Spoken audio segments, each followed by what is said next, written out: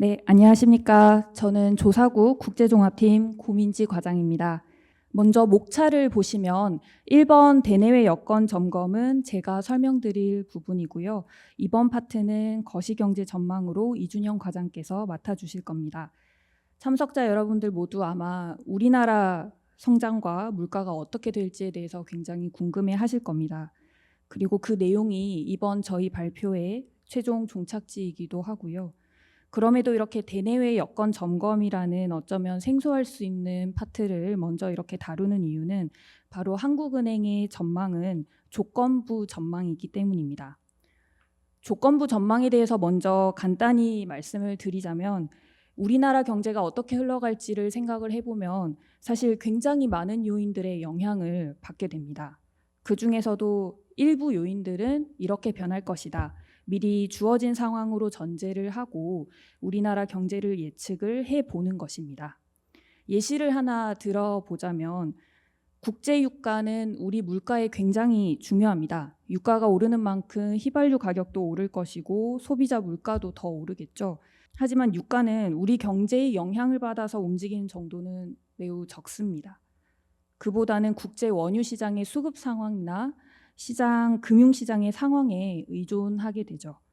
우리나라 입장에서는 어떻게 보면 주어지는 값이라고 볼 수 있습니다. 이런 걸 경제학에서는 외생 변수라고 하는데요. 외생 변수가 어떻게 설정되어야 할지 전망 프로세스의 시작 단계에서 먼저 점검을 하고 전제치를 설정하는 과정이 필요합니다. 그 과정의 결과가 제가 이번에 발표해서 설명드리는 대내외 여건 점검 파트라고 보시면 되겠습니다. 주요 대내외 여건 점검으로는 세계 경제, 그리고 미국, 유로 지역, 중국, 일본 등 주요국 경제, 국제 유가, 대내 여건, 그리고 대내외 금융 여건 순으로 설명을 드리겠습니다.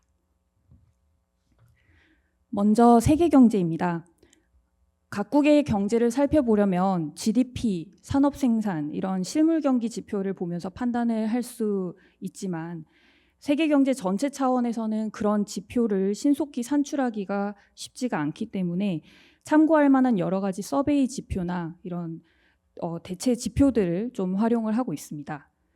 제일 왼쪽의 그림을 보시면은 OECD에서 발표하는 종합선행지수와 소비자 신뢰지수, 그리고 S&P 글로벌에서 발표하는 제조업, 서비스업 PMI가 있습니다.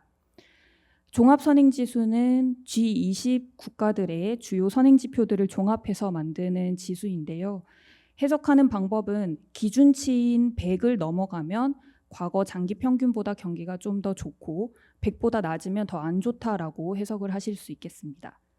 PMI는 구매 관리자 지수라고 해서 기업의 자재 구매를 담당하는 직원에게 지금 당신의 기업은 생산이나 신규 주문, 재고 수준 이런 활동 상황이 어떤가요? 라고 서베이를 해서 그 응답 결과로 지수를 만드는 것입니다.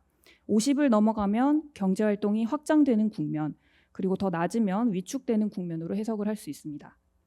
보시면 종합선행지수는 24년 들어서 100을 소폭 상회하면서 완만한 상승세를 보이고 있고요. PMI를 보면 제조업은 지난해 내내 부진하다가 올해 상반기 들어서 좀 개선되고 있는 모습입니다.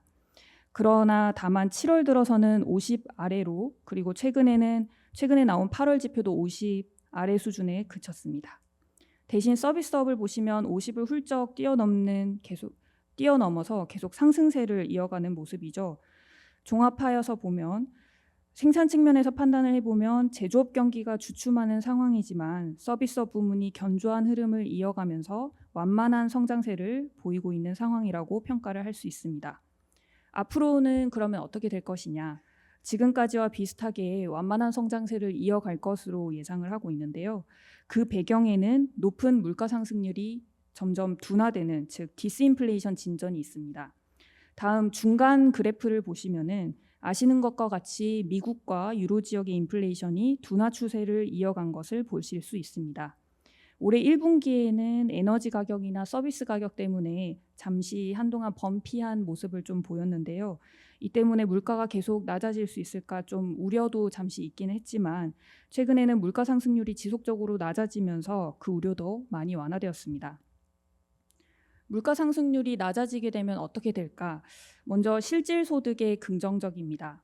대표적으로 유로 지역 같은 곳이 한동안 명목 임금보다 물가 상승률이 더 높아서, 그러니까 실질 임금은 마이너스인 상황이었거든요. 직장인들이 종종 내 월급 빼고 다 오르더라라고 말을 하는데, 유로 지역의 상황을 쉽게 말하면 그런 상황인 겁니다. 그렇게 되면 소비 활동은 자연스럽게 제약이 될 수밖에 없고 경제의 활력은 낮아지게 됩니다. 하지만 이제는 물가 상승률이 많이 둔화되었으니 실질 소득도 개선되고 소비를 중심으로 경제 활동도 개선될 수 있을 것으로 보고 있습니다. 그리고 무엇보다 여러분들도 잘 아시다시피 그동안 팬데믹, 러우 전쟁 이런 것들로 전 세계가 고물가를 겪었고 중앙은행들은 정책 금리를 매우 높게 가져가면서 긴축 기조를 지속을 해왔죠. 이제는 물가가 어느 정도 목표 수준에 가까워지면서 주요 선진국에서도 금리 인하 움직임이 많이 확산되었습니다. 캐나다가 최근까지 3회 연속으로 25bp 인하를 하였고요. ECB도 6월에, 그리고 영국 8월, 스위스, 스웨덴 같은 선진국들이 다 금리 인하를 시작을 했고, 그리고 무엇보다 미국은 아직 인하는 하지 않았지만 9월 인하 기대가 매우 높은 상황입니다. 이렇게 금리 인하가 본격화되면서 그간의 고금리 여파도 조금씩 축소되고 글로벌 경제 성장도 뒷받침할 수 있을 것으로 보고 있습니다. 다음으로 상품 교역입니다. 아까 PMI에서 보신 것처럼 지난해 제조업 경기가 매우 안 좋았잖아요. 마찬가지로 상품 교역도 지난해 매우 안 좋았습니다. 22년에 팬데믹 이후 펜트업 효과로 상품 교역이 빠르게 늘어났다가 이제 정상화되는 기저 효과도 있었던 것 같고요. 그래서 장기간 교역이 매우 부진했는데, 그렇지만 금년 들어서 조금씩 개선되는 모습입니다. 하지만 그 개선 속도는 당초에 저희가 예상했던 것보다 좀 더딘 상황인데요. 그 배경을 보면 대부분 지역들은 상품 교역이 개선되고 있습니다. 제일 오른쪽 그래프를 보시면은 그게 잘 나타나고 있는데, 그런데 유럽이랑 일본 이런 일부 선진국들이 좀 지지부진한 모습을 보이면서 글로벌 교역을 제약해 오고 있습니다. 유럽과 일본은 이후 다시 말씀드리겠지만 제조업 경기가 매우 안 좋은 상황입니다. 그 여파가 이렇게 교역에서도 나타나는 상황으로 보시면 되겠습니다. 다음으로 미국 경제입니다. 최근에 미국 관련된 뉴스를 조금씩 보셨다면 좋은 뉴스와 안 좋은 뉴스들이 좀 번갈아 나오는 것을 아시고 계실 겁니다. 그러면서 지난 8월에는 금융시장에 큰 변동성을 가져오기도 했었는데요. 먼저 좋은 뉴스였던 성장률을 보겠습니다. 2, 4분기 성장률은 잠정치 기준으로 전기 대비 연율 3.0%입니다. 전기 대비 연율이라는 것은 한 분기 동안 성장한 만큼 1년 동안 성장을 한다면 얼마일까라고 나타낸 숫자라고 생각을 하시면 되는데요. 이게 그 왼쪽의 그래프를 보시면 지난 3분기에 4.9%, 4분기에 3.4%로 매우 높았습니다. 이때 시장의 예상치를 모두 상회하면서 세계를 정말 놀라게 했었거든요. 그러다가 1분기에는 1.4%까지 낮아졌는데 2분기에 다시 재차 높아진 것입니다.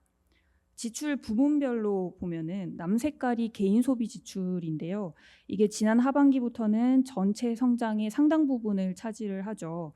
그만큼 소비가 미국 경제를 그간 굉장히 지탱을 해온 것입니다.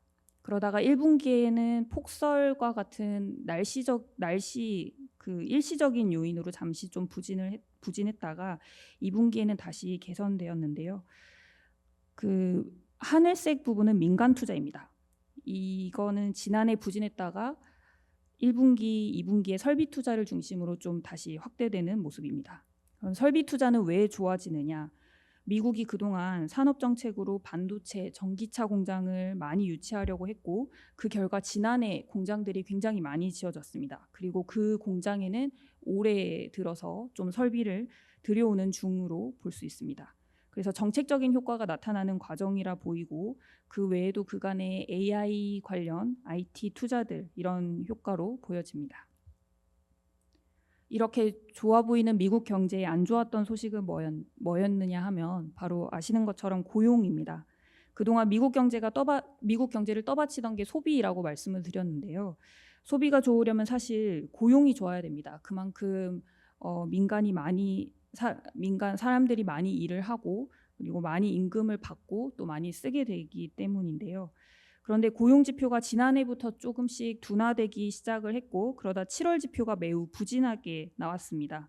비농업 취업자 수 증가폭이 보통 전월 대비로 한 20만 명 정도 증가를 해오다가 7월에는 11만 명 늘어났고 실업률은 전월에 4.1% 정도였던 게 7월에는 4.3%까지 높아졌습니다. 이 때문에 미국 경제가 급격히 침체되는 것이 아니냐 이런 우려가 나왔고 그래서 8월 초 주식시장도 흔들렸던 것입니다. 이에 대해서는 우선 오늘 밤에 나올 미국의 고용지표를 보면서 좀 더 지켜봐야겠지만은 그동안 이례적으로 강했던 수요 우위의 노동시장이 점차 수급 균형을 찾아가는 것이 아닐까라고 보고 있습니다. 물론 그렇기 때문에 소비를 중심으로 성장이 점차 약화될 것으로 보고 있고요. 그렇지만 급격한 침체 이런 것은 아니라고 우선은 보고 있습니다. 다음으로 유로 지역입니다. 유로 지역은 2, 4분기 성장률이 전기 대비 0.3% 나오면서 지난해보다는 상황이 나아졌습니다. 그래프를 보시면 지난 3분기, 4분기에는 성장률이 0%로 정체되었었는데 그나마 경기 저점을 지나서 어느 정도 미약하지만 성장률은 개선이 된 거죠. 국가별로 보면 굉장히 차별화된 모습을 나타냅니다. 유로 지역에서 가장 큰 비중을 차지하는 독일은 2분기에 다시 역성장하였고요. 반면에 스페인은 굉장히 높은 성장세를 지속을 해오고 있습니다. 이렇게 차별화된 모습은 생산 측면에서 산업 간 경기 활력으로 설명을 할 수 있습니다. 독일은 대표적인 제조업 중심의 국가입니다. 아마 바로 떠올릴 만한 그런 유명한 브랜드들도 많이 있을 겁니다. 최근 독일 등의 제조업 경기는 매우 부진한 상황인데 PMI도 그렇고 실제 생산하는 산업 생산 지표도 그렇고 조금 24년 상반기에 좀 반등을 하려다가 다시 낮아진 모습입니다. 반면에 스페인은 서비스업 비중이 조금 더 큰 국가입니다. 최근에 관광객들, 특히 해외 관광객들이 정말 많이 찾으면서 성장률도 비교적 좋게 나온 것으로 이해하시면 되겠습니다. 그렇다면 앞으로 유로 지역은 어떻게 될 것이냐? 앞에서 설명드린 대로 유로 지역은 그동안 가계 실질 임금이 오히려 줄어들면서 소비를 제약해 오던 상황이었습니다. 그렇지만 보시다시피 물가가 많이 둔화되었고 또 여기 그래프에는 없지만 임금 상승률도 물가 상승률 이상으로 높아졌고 그러니까 실질 임금 소득이 개선된 상황입니다. 이처럼 가계 소비 여건이 나아져서 유로 지역의 성장세는 완만한 개선세가 이어지지 않을까 예상을 하고 있습니다. 다음으로 중국 경제입니다. 중국은 글로벌 IT 경기가 호조를 보이고 또 상대적으로 저렴한 중국 제품의 가격 경쟁력 덕분에 주력 품목을 중심으로 수출이 양호한 흐름입니다. 왼쪽 그래프를 보시면은 하늘 색깔이 수출인데요. 지난해 전년 동기 대비로 마이너스를 보이다가 올해 들어서 플러스 전환한 것을 보실 수 있죠. 그러나 2, 4분기 성장률은 전년 동기 대비 4.7%로 1분기 5.3%보다 낮아졌는데요. 이건 중국의 내수 부진 상황을 보여줍니다. 중국은 지난해부터 내수 부진이 이어지고 있는데 부동산 경기 침체, 고용 불안 이런 구조적인 문제들이 계속해서 완화되지 못하고 있으면서 소비 심리를 약화시키고 있습니다. 왼쪽 그래프에서 보시면 빨간색 선이 소비자 신뢰 지수인데요. 22년 부동산 관련 문제가 터진 이후에 낮은 수준에 계속 머물러 있는 것을 확인하실 수 있습니다.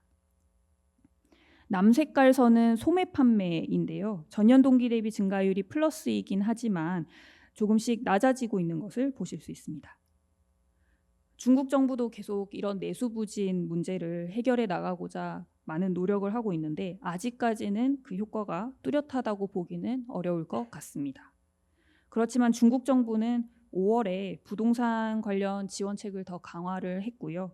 그리고 중국 중앙은행인 인민은행도 정책금리를 인하하기도 했고 그리고 중국 정부가 지방정부 특별채권을 발행해서 그 자금으로 재정정책 지원을 많이 하고 있는데 아직까지 그 한도 그러니까 재정정책 여력이 아직은 많이 남아 있습니다. 그러니 앞으로 이런 정부, 중앙은행의 정책적 지원이 내수를 뒷받침하지 않을까라고 생각을 하고 있습니다.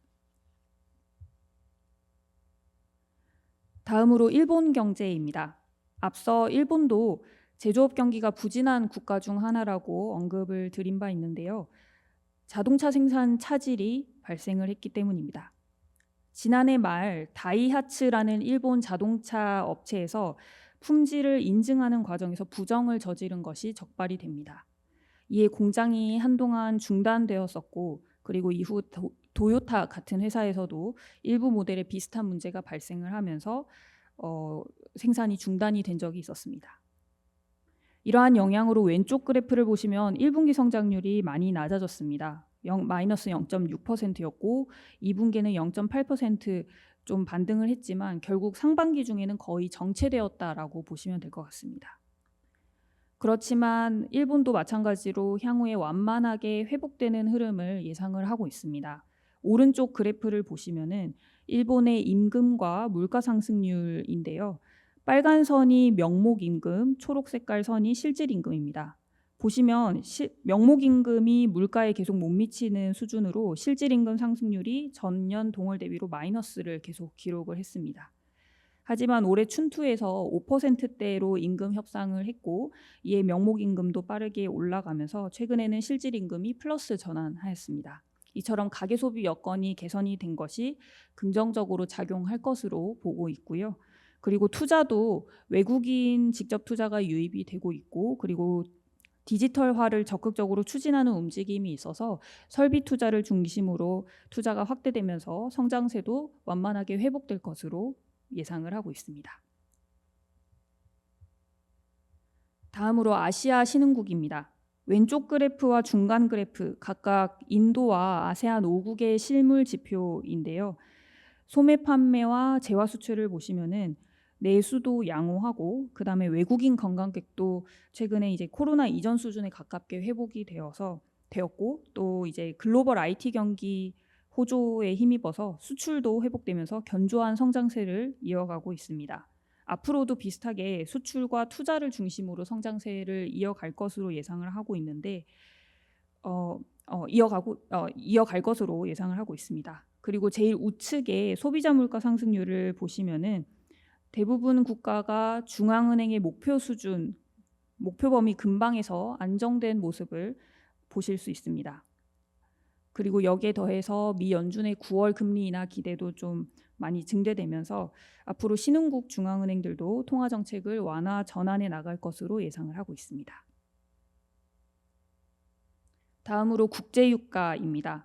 제일 왼쪽 그래프에서 유가 흐름을 보실 수 있는데 6월 이후에는 80달러대 중후반까지 올랐다가 7월 이후에는 다시 하락을 해서 80달러대 초반 수준에서 등락하시는 것을 보실 수 있습니다. 먼저 6월 이후에 저렇게 상승한 것은 저 시기에 이제 주요국 통화정책 완화에 대한 기대가 커지면서 금융시장에서 어느 정도 위험을 감수하고자 하는 그런 리스크온 현상이 나타났고요. 그리고 무엇보다 여름철이 되면 미국은 드라이빙 시즌이라고 하는데 미국 땅이 굉장히 넓잖아요. 5월 말부터 9월 초까지 이제 그 방학 기간 그리고 그런 휴가 기간을 이용을 해서 자동차로 운전을 해서 여행을 굉장히 많이 다닌다고 합니다. 그래서 이 드라이빙 시즌이 되면 자연스럽게 휘발유 이용이 늘어날 것이고 그것 때문에 원유 수요가 늘 테니 가격은 올라가겠죠. 그래서 이러한 기대 때문에 가격이 상승했던 것입니다. 그렇지만 7월 이후에는 글로벌 원유 수요가 둔화될 것이라는 예측이 늘어났습니다. 가운데 그래프를 보시면은 중국 원유 수입과 경제 성장률 그래프인데요. 2분기에 성장률이 둔화되면서 중국 경제의 활력이 낮아지고 그만큼 앞으로도 소비가 줄어들 것이라는 그런 우려가 커졌고 그리고 실제로도 2분기에는 원유 수입이 감소 전환하기도 했습니다. 뿐만 아니라 최근에 미국에서도 경제 지표가 예상을 하회하면서 수요 약화 우려가 나타났고요. 그리고 주요 기관들도 가장 오른쪽 그래프를 보시면은 글로벌 원유 수요가 점차 낮아질 것으로 예상을 하고 있습니다. 이렇게 수요 약화 예측과 함께 시장에서는 80달러대 초반 그리고 최근에는 70달러대 초반까지 내려왔는데 큰 흐름에서는 원유 수급 상황과 시장 기대로 낮은 수준에서 움직이다가 중간중간 중동 관련 소식이 있을 때마다 좀 튀어오르기도 하면서 등락을 지속하고 있는 모습입니다. 앞으로도 중동 지역의 확전과 같은 그런 상황이 발생하지 않는다면 최근의 수급 상황을 볼 때 하향 안정된 흐름이 이어질 것으로 예상을 하고 있습니다. 다음으로는 재정 지출입니다. 먼저 왼쪽 그래프를 보시면은 23년에는 22년에 비해서 건전 재정 등의 영향으로 통합 재정 지출 규모가 낮아졌는데요. 24년에는 다시 지난해보다 증가할 것으로, 그리고 25년에는 그보다 더 늘어날 것으로 전망을 하고 있습니다. 다음으로 주택 시장입니다. 왼쪽 그래프는 주택 매매 가격인데요. 빨간색 선이 서울, 분홍색 선이 수도권입니다. 하늘색은 비수도권인데 보시다시피 24년 상반기에 그래프가 좀 벌어지면서 서울과 수도권을 중심으로 매매 가격 오름세가 확대되는 것을 보실 수 있습니다. 앞으로 상황이 어떻게 될 것이냐. 사실 상하방 요인이 모두 혼재되어 있기 때문에 불확실성이 매우 높은 상황입니다. 오른쪽 그래프를 보시면은 주택 매매 수급 지수인데요. 이게 100을 초과하면은 수요가 우세인 상황으로 볼 수 있는데 그만큼 매수 심리가 강하다는 게 되겠죠. 이게 7월 들어서 서울에서 100을 넘기는 것을 보실 수 있습니다. 다른 지역도 서울보다는 낮지만 좀 올라가는 모습이고요. 그리고 요즘 앞서 주요국들의 금리 인하가 시작되었거나 아니면 금리 인하 기대가 증대되었다라고 말씀을 드렸는데 이러한 영향으로 시장 금리가 낮아지고 있어서 이런 요인들은 앞으로 아파트를 중심으로 주택 가격 상승세를 이어지게 할 수 있는 상방 요인으로 볼 수 있습니다. 다만 정부가 최근에 공급을 늘리기 위한 대책을 발표를 했고 그리고 9월부터는 스트레스 DSR 2단계가 도입이 되는데 스트레스 DSR은 일반 DSR과 다르게 변동금리 대출의 금리가 변동할 경우의 상황을 반영을 해서 DSR을 조금 더 엄격하게 계산하는 방식인데요. 이게 지금까지는 1단계를 시행을 해왔고 이제는 2단계가 시행되면서 적용되는 대상 범위와 그리고 가상금리 적용 폭이 확대되게 됩니다. 이러한 정책적 변화는 앞으로 주택 상승세를 제한하는 요인이 될 수 있습니다. 마지막으로 대내외 금융 여건입니다. 먼저 왼쪽에 우리나라 국고채 그리고 미 국채 금리를 보시면 5월 이후 하락세를 보여왔고요. 8월에는 FOMC 결과도 좀 더비시했고 그리고 요즘 미국 경기 지표들도 부진했고 그러면서 특히 미 국채 금리가 빠르게 하락하여서 3% 아래까지 낮아진 것을 보실 수 있습니다. 가운데 그래프는 주가 관련 그래프인데요. 7월 이후 미국 대선과 관련한 불확실성 그리고 AI 반도체 기업 실적에 대한 우려로 하락세로 전환을 했고 8월 초에는 미국 경기에 대한 우려로 매우 빠르게 하락했다가 다시 이제 하락폭을 어느 정도 되돌렸습니다. 가장 오른쪽 그래프를 보시면은 말씀드린 대로 수도권을 중심으로 주택 매매 거래가 확대되면서 그런 영향으로 주택담보대출을 중심으로 가계대출 증가세가 확대되었고요. 반면 여기 그래프에는 없지만 기업대출이나 그리고 기업의 직접 금융 조달은 증가세가 둔화되는 모습을 보였습니다. 지금까지 말씀드린 내용이 이제 대외 여건과 대내 여건을 점검하고 판단을 한 것이고요. 그리고 그 결과로 이렇게 전망의 주요 전제를 설정을 했습니다. 이러한 전제치 그리고 기본 가정을 가지고 우리나라 거시 경제에 대해서 전망을 했고 그 결과에 대해서는 다음 파트에서 설명드리겠습니다. 감사합니다. 네, 안녕하세요. 저는 국내 경제 전망을 오늘 발표하게 된 조사국 조사총괄팀 이준영 과장이라고 합니다. 오늘 제 발표는 우선 전망의 주요 가정부터 시작을 할 예정이고요. 그 다음에 소비, 투자, 아니면 수출입 같은 부문별 GDP 성장에 대해서 말씀을 드리고 그 다음에 경상수지, 물가, 고용 그리고 마지막으로 시나리오 분석 이런 순서로 오늘 발표를 드리겠습니다. 우선 전망의 주요 가정입니다. 이제 아까 공미지 과장님께서도 말씀을 해주셨지만 전망의 주요 가정 혹은 저희가 전제라고도 하는데요. 이렇게 우리나라 경제에 영향을 미칠 수 있는 그 대내외 여건, 그 외생적 변수들이 이제 앞으로 어떻게 전개가 될지를 기본적으로 저희가 세팅을 하고 나서 이제 전망 작업을 시작을 합니다. 그래서 이 슬라이드의 사실 주요 내용은 고민지 과장님께서 상세히 설명을 해주셨기 때문에 제가 반복은 하지는 않겠고요. 근데 여기서 IT 경기만 조금 설명을 드리겠습니다. 여러분께서도 잘 아시다시피 뭐 아마존이나 구글, 뭐 MS 같은 미국 빅테크 기업 중심으로 이제 AI 서버 확충이 굉장히 빠르게 이루어졌는데요. 이에 따라서 엔비디아나 아니면은 TSMC 그리고 우리나라 같은 경우는 SK 하이닉스나 삼성전자 같은 기업들이 수혜를 좀 많이 입으면서 글로벌 IT 경기가 작년 하반기부터 굉장히 빠르게 반등을 하고 있습니다.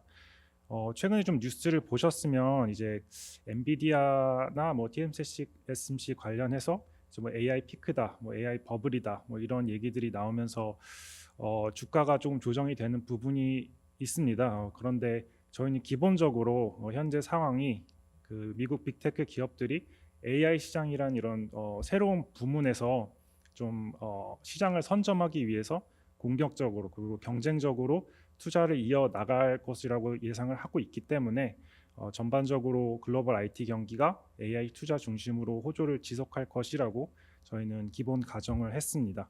그리고 이러한 그 저희의 기본 가정을 바탕으로 해서 저희 한국은행 조사국과 경제 모형실에서는 그 여러 가지 경제 모형 그리고 정량적인 그리고 정성적인 정보 거기에 더해서 담당자의 판단 뭐 이런 것들을 종합적으로 고려를 해서 저희 전망을 실시를 하고 있는데요.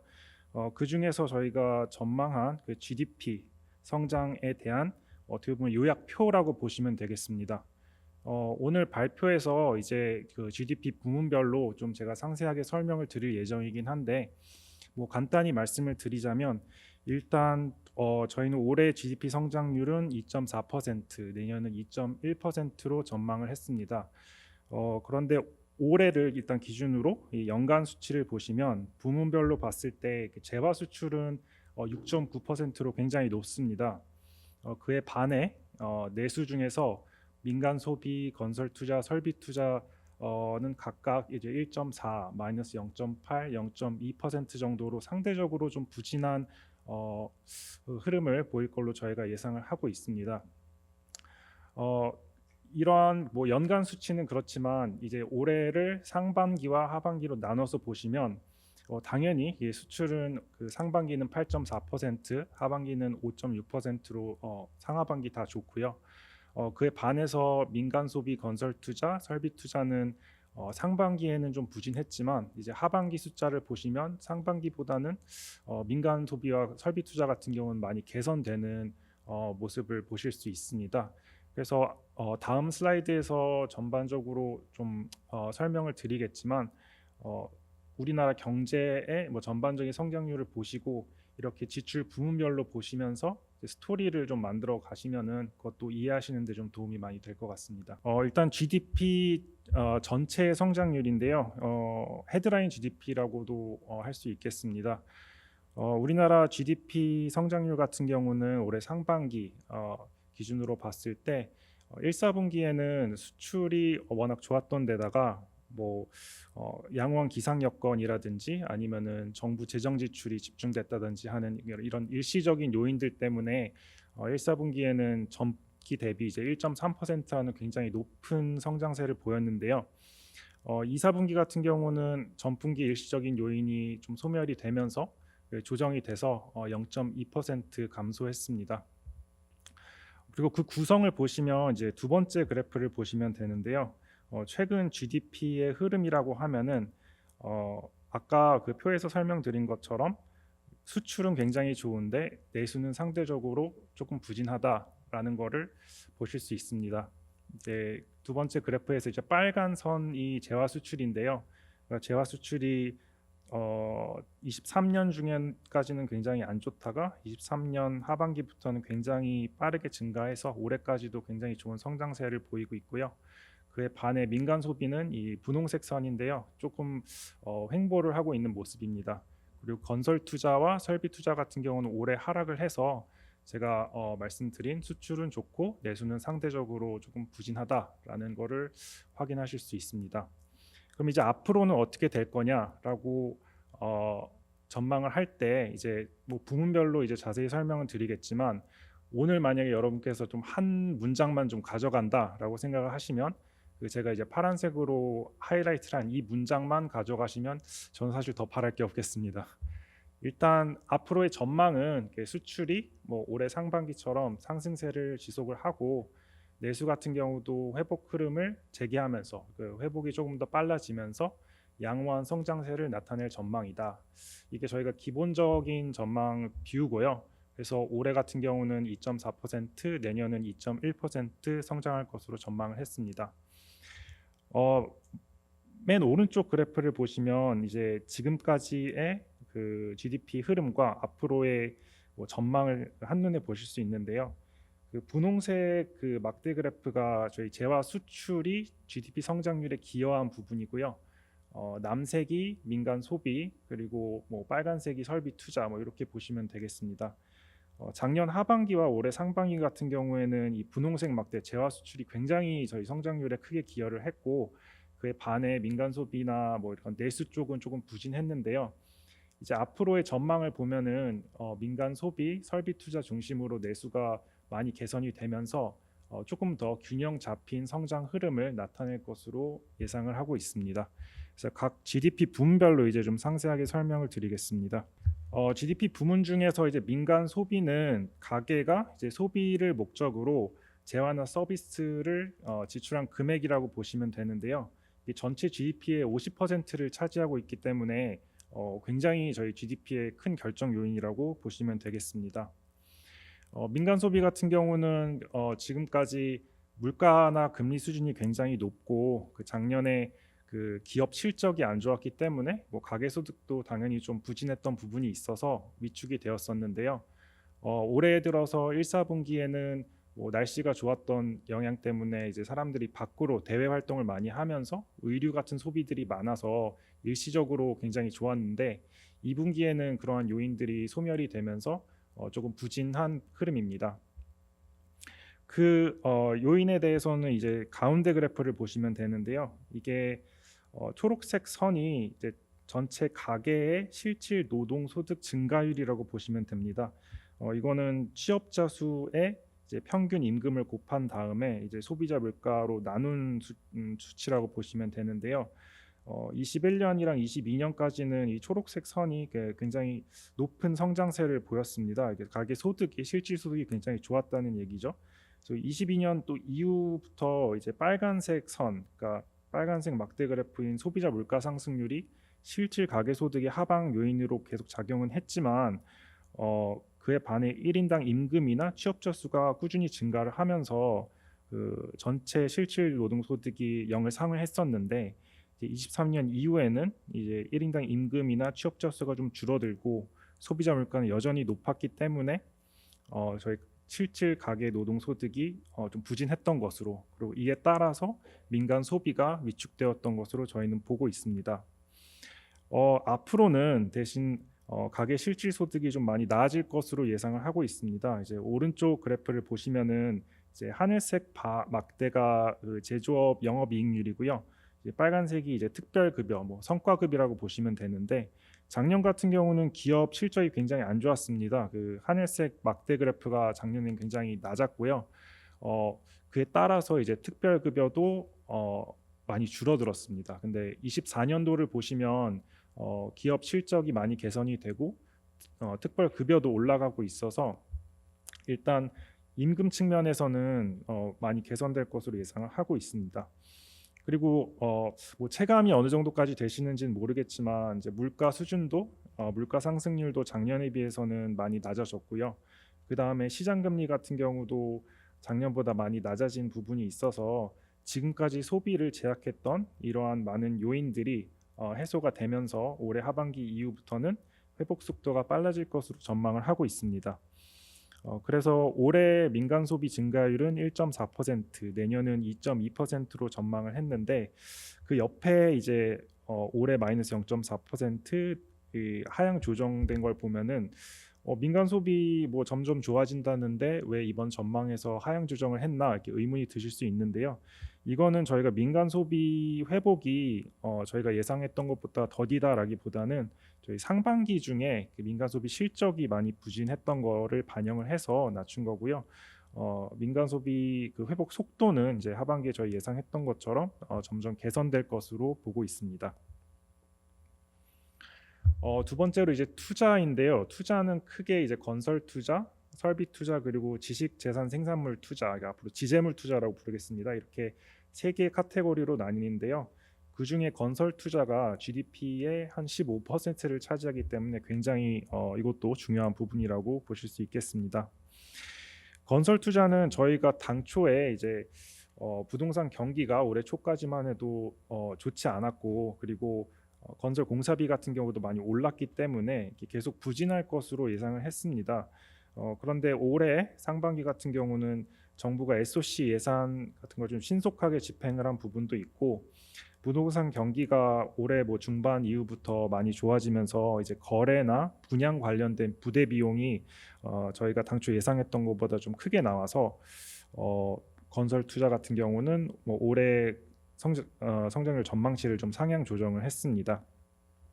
근데 그러면 이게 뭐 부동산 경기가 살아나고 뭐 건설 투자가 계속 좋아지느냐라고 했을 때는 저희는 기본적으로는 건설 투자가 당분간은 부진할 것으로 전망을 하고 있습니다. 이제 가운데 그래프를 보시면 좀 이해가 빠르실 텐데요. 이제 하늘색 바 그래프가 이제 건물 건설입니다. 이거 건설 투자의 한 부분인데 이제 건물 건설이고 이 빨간색 선 그래프가 건축 착공입니다. 그래서 건축 착공 그래프를 한 2년에서 3년 정도 오른쪽으로 평행 이동을 시킨다고 상상을 하시면 그 흐름이 지금 건물 건설 흐름이랑 굉장히 유사한 것을 아실 수 있습니다. 이게 사실 상식적으로 건물을 이제 착공을 들어가야지 뭐 2, 3년 동안 공사를 해서 건물 건설이 되는 거잖아요. 그래서 이런 부분들을 봤을 때 22년도 이후에 이 빨간 선이 굉장히 많이 착공이 굉장히 많이 줄어들었고 이 영향이 앞으로 나타날 거라고 보는 게 되게 합리적인 추론이기 때문에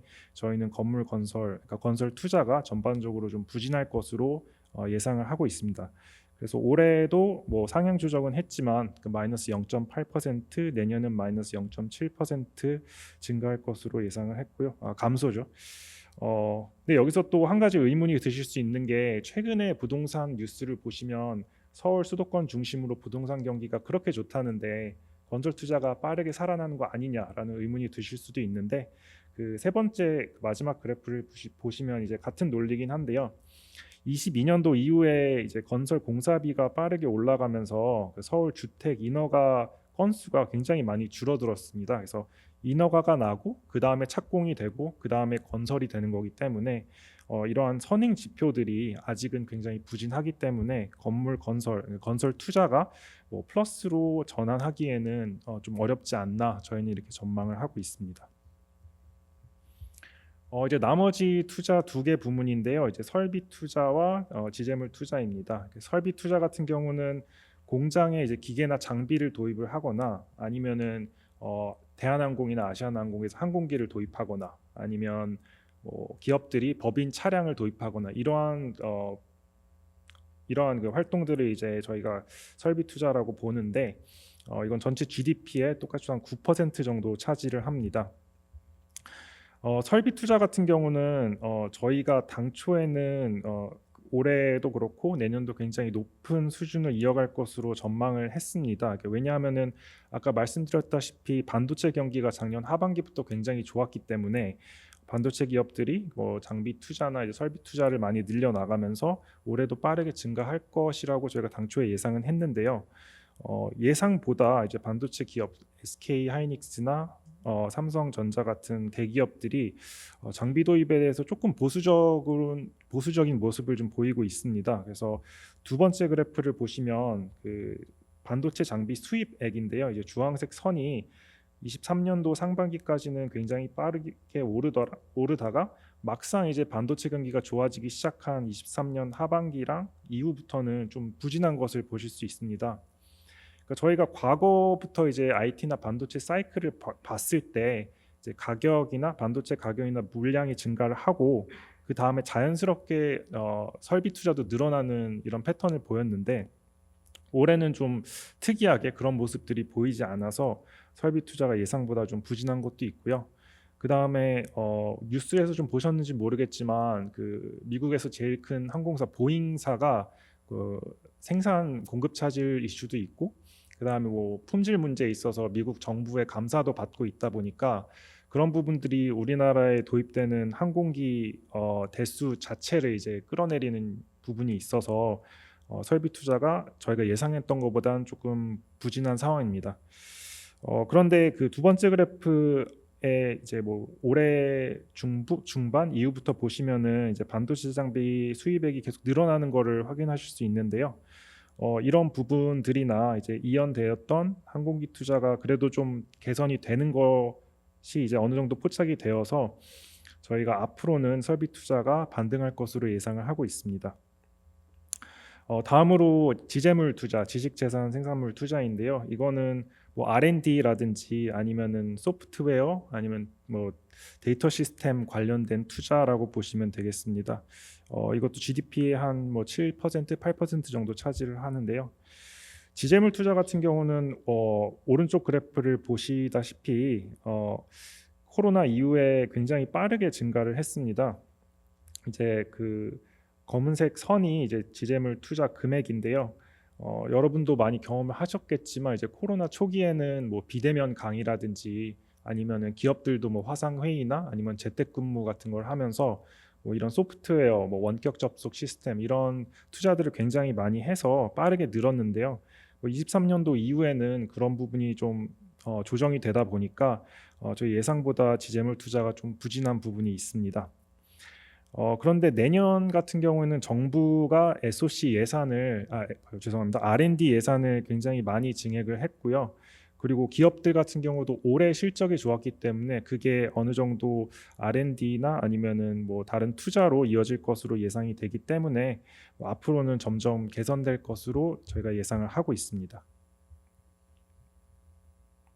그리고 GDP의 마지막 부분인데요. 이제 수출입입니다. 이게 수출입 같은 경우는 아까 여러 차례 설명드렸다시피 이제 반도체 중심으로 수출이 굉장히 호조를 보이고 있죠. 그래서 맨 왼쪽 그래프를 보시면은 남색이 이제 IT 품목이 저희 수출에 미친 기여도라고 보시면 되는데 23년도 같은 경우는 굉장히 하방 압력으로 작용을 했습니다. 이제 반도체 경기가 안 좋다 보니까 상반기까지는 IT 중심으로 굉장히 부진했는데 하반기 이후부터는 반도체 수출도 많이 개선이 되고 그리고 자동차 수출이나 아니면은 뭐 기계류, 석유화학 제품 같은 경우도 미국 중심으로 계속 견조하게 수출이 물량이 나가면서 좋은 모습을 보이고 있고요.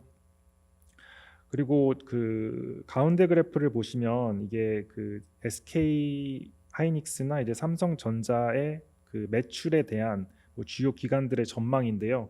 이제 1월과 4월, 7월 그리고 올해 점점 해가 갈수록 이 전망이 올라가고 있습니다. 그래서 저희가 예상했던 것보다 그 반도체 경기가 지금 굉장히 좋고 그리고 반도체 기업 매출도 늘어나고 있는 부분이 있어서 일단 저희가 올해 그 재화 수출 같은 경우는 1.8% 상향 조정을 했고요.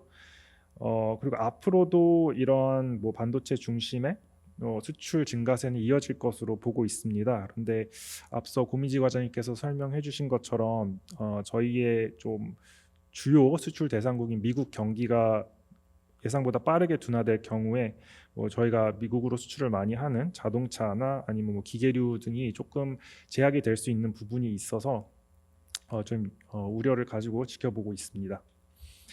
수입 같은 경우는 아까 설명드린 이제 설비 투자랑 연결이 되는데요. 이제 반도체 장비를 설비 투자에 도입을 하면은 결국엔 저희는 웬만하면 다 수입을 해야 됩니다. 그래서 수입이 전반적으로 좀 부진했는데 이 원인이 그 아까 설명드린 그 반도체 기업들의 설비 투자 도입이 예상보다 부진했던 것과 연결지어서 생각을 하시면 될 것 같습니다. 근데 앞으로 수입 같은 경우에는 이 슬라이드에서 보셨다시피 이제 반도체 장비 수입이 좀 개선이 되고 있고 원자재 같은 경우도 이제 점점 많이 들어오고 있어서 앞으로는 원자재나 자본재 중심으로 수입도 증가할 전망입니다. 여기까지가 이제 GDP 부문별 설명이었고요. 이제 경상수지로 넘어가겠습니다. 경상수지는 그 크게 상품, 서비스, 본원소득 그리고 이전소득 수지로 나뉘는데요. 저희는 상품이랑 서비스 수지 중심으로 설명을 드리겠습니다. 경상수지에서 이제 상품 수지 같은 경우는 제가 전 슬라이드에 수출입이랑 사실 그냥 연결이 된다고 보시면 되는데요. 저희가 IT 경기, 글로벌 IT 경기 호조로 반도체 수출이 굉장히 좋을 것으로 예상을 하고 있기 때문에 수출 물량이 수입 물량을 상회를 하면서 경상수지, 상품 수지의 흑자 규모가 굉장히 좋고요. 그 다음에 앞으로도 좋은 흐름을 보일 것으로 예상을 하고 있습니다. 서비스 수지 같은 경우에는 저희가 좀 적자를 어느 정도 보이고 있는데 그 최근에 외국인 관광객들이 명동 가보시면 아시겠지만 굉장히 좀 많이 들어오고 있고 그러니까 해상 운임이 상승한 부분이 있어서 적자 폭이 이렇게 크게 늘어나지는 않을 것으로 예상을 하고 있습니다. 그래서 이런 상품 수지, 그다음에 서비스 수지 흐름을 봤을 때 저희 경상 수지가 올해 굉장히 큰 폭의 흑자 730억 달러 규모, 내년도 620억 달러 규모로 이런 좋은 흐름을 이어갈 것으로 전망을 하고 있습니다. 그 다음은 물가입니다. 물가 같은 경우는 저희 중앙은행에서 굉장히 유심히 보는 지표인데요. 이제 왜냐하면은 중앙은행, 한국은행의 책무가 그러니까 물가 안정이기 때문에 저희가 GDP도 중요하지만 물가도 그에 못지않게 중요하게 보고 있습니다. 최근까지 물가 흐름에 대해서 말씀을 드리면 일단 22년도에 뭐 6.3%까지 크게 올랐던 소비자 물가가 이제 계속 안정되게 이게 둔화 흐름을 보이면서 7월 달에는 2.6%고 이제 8월 수치는 제가 그 업데이트는 안 했는데 2.0까지 많이 낮아졌습니다. 그래서 그 가장 중요한 또 이제 근원 물가를 보면은 내수 회복이 조금 더딘 것도 있고 그리고 일부 선진국처럼 이제 노동 시장발 압력이 이렇게 크지 않았기 때문에 2% 초반 수준에서 지금 안정된 모습을 보이고 있고요. 농축수산물 가격 같은 경우도 작년 하반기부터 굉장히 빨리 올랐었는데 그 부분도 올해 뭐 중반 이후부터 많이 완화가 되면서 소비자 물가가 전반적으로 안정된 흐름을 하향 안정화되는 흐름을 보이고 있습니다. 그러니까 앞으로 물가 전망에 대해서는 사실 지금 최근 동향이 이어질 것으로 보고 있는데요. 이제 근원 물가가 굉장히 안정된 수준을 이어나가는 가운데 지난해 유가나 농산물 가격이 크게 올랐던 기저효과가 작용을 하면서 올해 추가적인 공급 충격이 없으면 이제 둔화 흐름을 이어갈 전망입니다. 왼쪽 그래프 보시면 이제 농산물 가격인데요. 작년 하반기부터 그 금사가 하면서 가격이 굉장히 많이 올랐었거든요. 그래서 저도 마트 갔을 때 사과 하나가 뭐 거의 10,000원에 가까이 했던 기억이 나가지고 굉장히 놀랐었는데 그 상승률이 당시엔 굉장히 높았는데 올해 들어서는 이제 기저효과 때문에 그 상승률이 많이 둔화될 것으로 예상을 해서 소비자 물가 상승률이 올해 하반기에는 거의 2.2%까지 낮아지고 내년에는 저희 목표인 2.0%에 수렴하는 2.1%를 보일 것으로 저희는 일단 전망을 했습니다. 그리고 고용입니다. 고용은 사실 어떻게 보면 실물 경제의 거울이라고 보셔도 되는데요. 맨 오른쪽 그래프를 보시면 이제 산업별 취업자 수를 이제 확인하실 수 있습니다. 이게 20년 1월에 그 취업자 수를 100으로 봤을 때 이제 지금까지 어떤 흐름을 보였는지인데요. 서비스업 취업자 같은 경우는 그래도 양호한 성장세를 보이고 있습니다. 이제 빨간 선은 완만하지만 계속 우상향을 하고 있죠. 그에 반해서 이제 분홍색 점선인 대면 서비스업 같은 경우는 좀 많이 부진한 상황입니다. 그리고 제조업 같은 경우는 이제 남색 선인데요. 이제 올해 뭐 중반까지는 빨리 올랐다가 이제 5월 이후에는 그 일시적인 요인들이 좀 있어서 좀 하락을 했고요. 건설업 같은 경우는 이제 말씀드렸다시피 건설 경기가 굉장히 안 좋다 보니까 좀 크게 하락한 부분이 있습니다.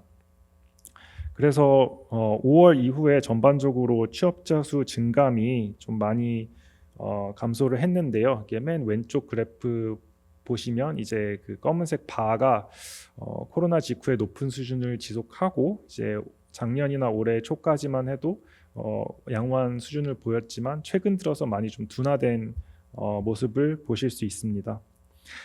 앞으로도 이제 그 수급 측면에서 봤을 때 그 생산 가능 인구가 감소하고 있어서 공급 자체가 좀 추세적으로 둔화되고 있는 게 있고요. 그다음에 수요 측면에서도 제조업 같은 경우는 좀 개선이 되겠지만 건설업이 많이 부진하다 보니까 이런 수급 측면에서 취업자 수 규모가 점진적으로 둔화될 것으로 예상을 하고 있습니다. 그래서 올해는 20만 명, 내년은 16만 명으로 전망을 했는데 저희가 5월 전망에 비해서는 각각 6만 명과 2만 명을 이제 하향 조정한 수치입니다. 자 이제 마지막으로 이제 시나리오 분석인데요. 이게 시나리오 분석이라고 하면은 저희가 아까 고민지 과장님께서 발표해주신 그런 그 대내외 여건에 대한 기본 가정을 바탕으로 베이스라인 전망을 합니다. 이제 지금까지 제가 설명드린 게 이 베이스라인 전망이고요. 근데 만약에 저희가 가정을 했던 뭐 미국 성장률이라든지 반도체 경기 이런 부분에서 변화가 생겼을 때 우리 경제에 미치는 영향을 살펴보기 위해서 시나리오 분석을 하고 있습니다. 그래서 첫 번째 시나리오는 미국 성장세가 예상보다 많이 둔화되는 거고요. 두 번째는 반도체 경기가 예상보다 많이 좋은 이렇게 두 가지 그 상하방 시나리오를 설정을 했습니다. 미국 성장세 둔화폭 확대 시나리오, 시나리오 1번 같은 경우에는 저희는 미국 성장률을 0.2%, 올해는 0.2%포인트 낮추고 내년은 0.5%포인트 낮추는 시나리오 설정을 했고요. 그에 따라 세계 성장률도 당연히 좀 낮아지는 부분이 있습니다. 이러한 경우에 그 아래쪽 그래프를 보시면은 저희 GDP에는 저희 베이스라인보다 올해는 0.1%포인트, 내년은 0.3%포인트 낮아질 것으로 보고 있고요. 물가 같은 경우는 올해는 영향은 없겠지만 내년에 0.2%포인트 하락할 것으로 전망을 하였습니다. 두 번째 시나리오 이제 반도체 경기 개선폭 확대 같은 경우에는 저희가 D램 가격 상승률을 약 한 20% 정도, 내년은 한 8% 정도로 봤는데 거기에 1표준 편차 정도의 양의 충격이 왔을 때를 상정을 하고 그 영향을 분석을 해봤는데 그 경우에 이제 아래 그래프에서 보시다시피 이제 시나리오 2에서 올해 경제 성장률 같은 경우는 0.1%포인트, 내년은 0.2%포인트 올라가고요. 그다음에 물가 같은 경우는 올해는 똑같이 영향이 없지만 내년은 0.1%포인트 올라가는 것으로 이제 분석이 됐습니다. 그래서 저희가 베이스라인 전망을 하고 거기에 근거해서 내용을 전달은 하고는 있지만 사실 그 대내외 여건이 굉장히 많이 바뀔 수도 있기 때문에 저희가 항상 이러한 시나리오들을 상정을 하고 분석을 해서 많은 경우의 수에 좀 대비를 하고 있다는 점 알아주시면 감사하겠습니다. 네, 여기까지가 제 오늘 발표고요. 네, 경청해 주셔서 감사합니다.